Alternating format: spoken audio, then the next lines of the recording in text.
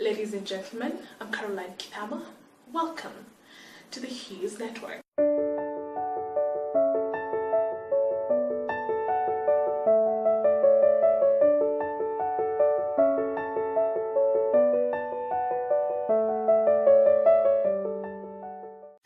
The 15th of January this month proved to be one of the darkest days in Kenya. What with the terrorist attack along 14 Riverside Drive, where we lost a number of people, 21 to be specific, who included Kenyans as well as citizens from other countries all over the world. And it was such a tragedy because we were caught totally flat-footed. There was no hint that there might be an attack, as had happened previously, where, for example, we will get messages telling us that certain areas are being targeted, and an attack happens not in that specific area or in those specific areas, but in another area, but at least you're sort of vigilant and aware that this could happen. So we were totally caught flat-footed. And most of us knew about it from social media. And I remember my mom alerted me on it. So I went to Twitter to check what was going on. And it was really heartbreaking to see the messages of all those people, you know, who were writing, seeking for help, asking us who were not within the premises if we could help them, if we could alert the security forces of what was going on. And that also includes James Odwar, who unfortunately lost his life, whom I remember had written 3 tweets asking us who were outside there, you know, what exactly is going on, because I'm just imagining the people who were inside the affected areas initially did not know what was going on. And you know, the first thing that comes to your mind wouldn't be a terrorist attack. You'll probably think thieves are having a rundown with cops, and that's why they're gunshots, you know. And even the whole shock of hearing explosions, wondering why the explosions are there. And those tweets, some of those tweets will haunt us for the rest of our lives, especially tweets from those people who didn't make it, you know, who wrote rather their last words, or, you know, like Odwar, who was asking us to tell him what is going on. I don't even know if he got the chance to read what people were telling him after he posted, you know, when people were informing him that there's a terrorist attack and help was on the way, because that is what people told him, and even others. So I cannot begin to imagine what their families are going through, you know. It's simply terrible, simply heartbreaking.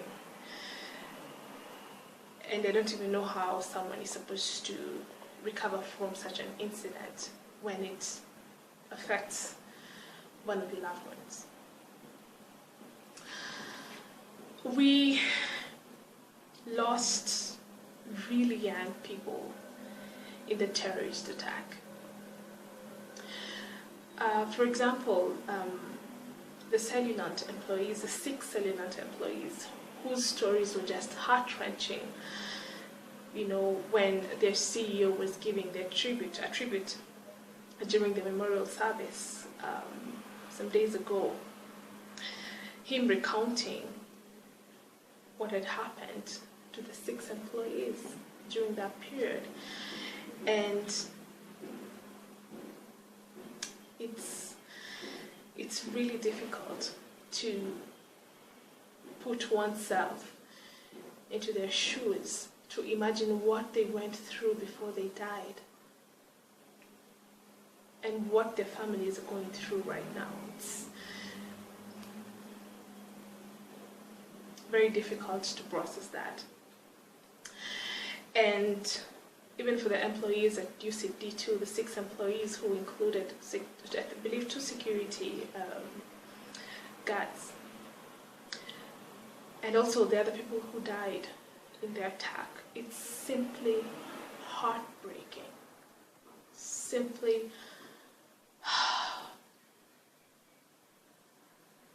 it's very difficult. It's really, really difficult. And, you know, people left very young children, young families. I believe in one of the tributes for the Cellulant 6 employees. One of them had just gotten married a few months ago. James Woodward, Cobra, had a very young family. He had a very young daughter who now has to grow up without a daddy. It's very hard for me to wrap, my head around it. It's, just to imagine what the families are going through.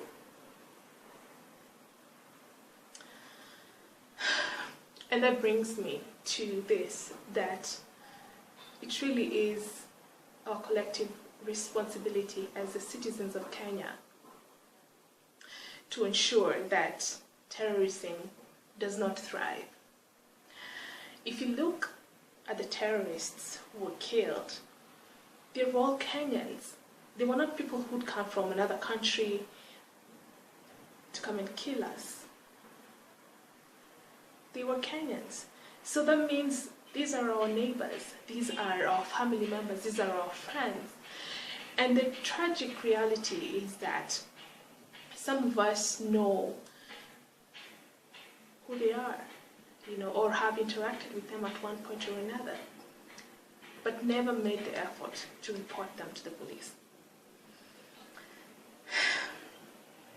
And sometimes if we do not go ahead to report such people, for example, you never know. During the terrorist attack, you could be caught up in it, and chances are you might end up being one of the people who will be killed, or you will have one of your loved ones killed. Because I can almost bet the majority of us either knew someone in the attack or knew someone who was affected by the attack. I remember very well during the Westgate attack, I knew someone who died there. And even in this, for example, James Woodward, I never interacted with him at a personal level, but I used to see him at school, at the State University. So I know people who are very close to him, who've really been affected. As well as other people who died. I know people who knew them. So terrorism, if we're not careful, in taking responsibility in its prevention, we will not realize that the next time it happens, it could be you or I, It could be someone very close to you, it could be someone from your direct family. You just never know. Because when we see people on social media, we see the pictures of those people who are affected, who have died, who died. It's very easy to think, hey, I don't know this person, I don't know their family, I don't know anybody who knows them, so this does not affect me. But shock on you. The reality is that you are also affected. Or you can be affected in one way or another. The next time it happens, God forbid if it does, but we're really praying that it doesn't happen. And so we really need to take collective responsibility. let's practice the Nyumba Kumi initiative. This Nyumba Kumi initiative, where the government, suggested that, it's very important to know who your neighbors are, who your next door neighbors are, because there are people who are living literally in isolation, where you do not even know who's next door to you, the neighbor in the next building. It's very important to know everyone wherever you are at. And this all comes down to vigilance. It's always said that security begins with you and I. It doesn't start, security does not start with the government. Security starts with us. You and I, security starts with us. And so it's our responsibility to be vigilant, to ensure that evil people do not succeed in their missions. They do not succeed. With the Nyumba Kumi initiative, I've seen it really work back in the village. At least I've seen it work very well where I come from, in the village where I come from. And I've even got an explanation of how it works and everything.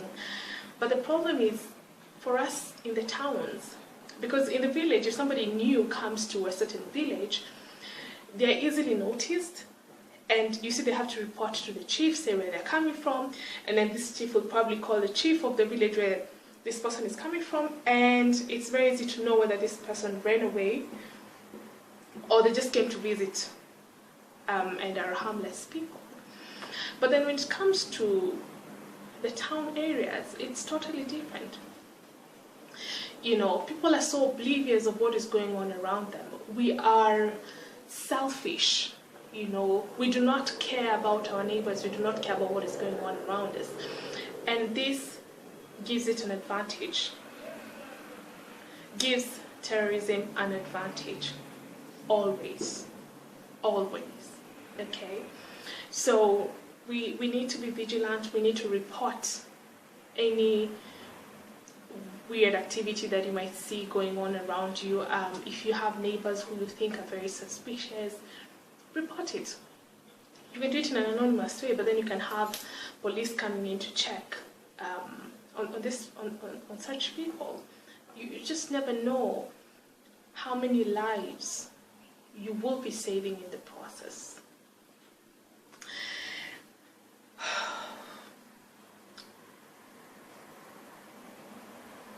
I don't know, I'm still trying to process everything that happened at 14 Riverside Drive. I'm still processing it up to now. And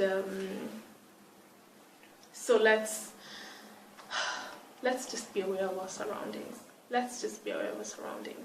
If you are in town, don't just stand there waiting for a matatu or a bus without knowing what is going on around you. If you are in a restaurant, just don't sit there eating and not being aware of what is going on around you. I mean, do a sort of a swoop with your eyes, just to see what everybody is doing. It is very important, because you could very easily be caught up in such a situation as well,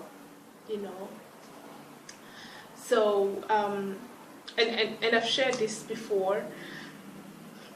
I'm usually very vigilant myself, wherever I am, whatever place I am, whether I'm walking in town, whether I'm walking home, or going to work, or whatever place that I'm at, whether it's in a restaurant or a mall, I'm always very aware of what is going on around me. And I think I once shared with you a story where that actually saved me from two would-be thugs who wanted to mag me, and just through that kind of vigilance, a certain lady and I, did not fall into the hands of the thugs as a result of that. And it was at night and I was walking home, but just the very fact that I was aware of what was going on behind me, and around me, and I realized that I was actually being followed, made me take prompt action, you see, and I never got attacked in the process. And a certain lady who was right next to me, you know, we both were able to run for help, and we arrived home safely afterwards. So it's very important. Know the person who is ahead of you, know the person who is behind you, and whoever is on your side. Guys, I cannot overemphasize that. It is very important. And for me, even when getting into restaurants, I just don't sit anywhere. You know, you have to make sure that whatever you're seated at, you can see whoever is coming in through the door. And in case of an incident, how will you exit, you know? Such things. For me, I know it sounds a bit paranoid, or, you know, some people might think, oh, that's too much. But really, for me, I do that. I sit at strategic places in restaurants, and when I get into a new place, I have to survey the place and look for an exit, you know, just in case anything happens, I will be able to leave. You know, so such small things might count at the very end in terms of your survival if anything happened. So at the end of the video, towards the end of the video, I will attach you know, our sort of a drill, a security drill, which might help you know what to do in a situation where there's a terrorist attack. It's a video that has been circulating, but for those of you who haven't seen it yet, I will still put it there because you never know when you might need it. Please make sure you watch. You know, these security videos sort of remind me, you know, when you're on a plane and the air hostesses are trying to do the whole safety drill on, you know, if something happens, what are you supposed to do? And some people are so used to it that whenever it's done, they don't even bother. But you see, when an incident happens, if a plane goes down, you know, you will need that. So it's just the same thing with this security video. If you haven't watched it, please make sure you watch it. Don't think, hey, I think I will probably figure it out when an incident happens. Maybe you might not, and such a video might really help you know what to do in case something like that happens.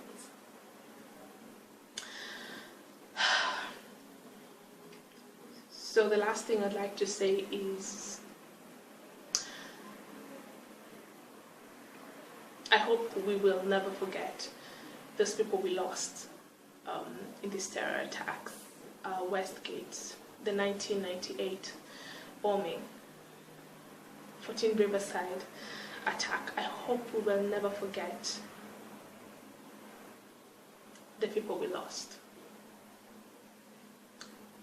And at the same time, that we will give support to their families whenever they need it from us. Because they're going through a really hard time. I mean, we have people who were in the 1998 bombing who've never recovered up to now. We have their families of those who were affected, either through death or injuries, who've never gotten over it till now. We really need to give them support. I will also attach at the end of the video support numbers that one can call in case you've been affected, or you know somebody who's been affected who needs help.